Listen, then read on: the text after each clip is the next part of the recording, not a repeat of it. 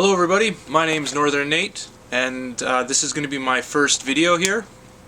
This series, or this idea I have, is to look back at some of the games that I think a lot of collectors and gamers themselves should try out at least. And I hope that, most of these games that you're going to see in this series are going to be fairly cheap, so either $5 or so, and that they're really worth checking out here. So our first one today is actually going to be Rise to Honor. This is one of my personal favorites on the PlayStation 2. I don't really hear a lot of collectors and gamers really emphasize their appreciation for this game. This game does a lot of cool gameplay and environmental designs that I really think push the console to a next level. So we're going to take a quick look at this, followed by some gameplay, so I hope you enjoy.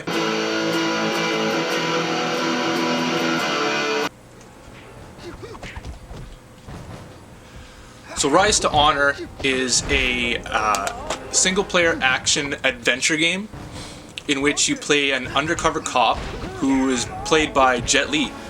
And the cool thing about this game is that right off the bat, you're thrown into a chase scene which takes you throughout like back alleys and through kitchens and stuff and restaurants, and you're fighting all different types of characters. You got your basic standard character, whereas he's easy to beat, but then you got bigger characters that take a little bit more strategy to defeat. Now we have this game itself was actually published by Sony themselves in about 2004.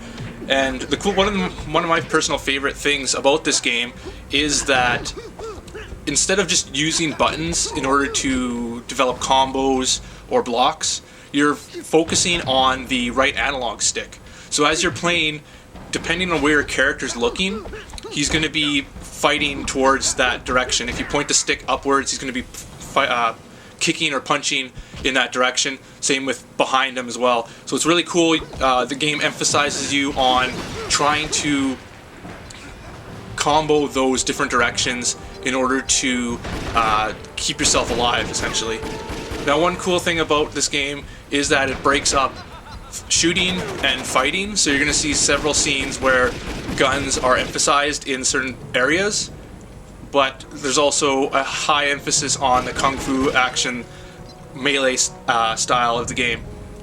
In addition to this, many of the environments that you're fighting in have destructible objects in them. So you have things like the kitchen scene that you see here, as well as like the construction site. There's different things that you can pick up and break over your opponent's heads, inflicting major damage, as well as you can jump onto walls and flip over and do some sort of somersault kung fu shit and beat your enemies that way too. So it's a pretty cool little idea. And there's also really cool chase scenes in which there's one here where you're actually running away from a helicopter and he's constantly shooting at you and you have to hide behind different things. And it's a really cool addition that breaks up the melee fighting scenes in the game. So you're not just stuck with just melee and guns. You're also doing acrobatics and dodging everybody and getting the hell out of the way so you don't get destroyed. One cool thing in addition to this is as you complete each chapter, there's different unlocks that you can get. So interviews with Jet Li are on this disc, as well as different kind of bonus materials. One thing that I do find difficult to recommend people to this game is that it's a fairly difficult game at the start. In particular, there's a boss scene in the club, and I think I played this scene about 8 or 9 times, and I just kept getting destroyed. And this was on the normal difficulty too, so that if you can get past that section of the game, then everything else is great. It's just a little frustrating because it's only about an hour into the game.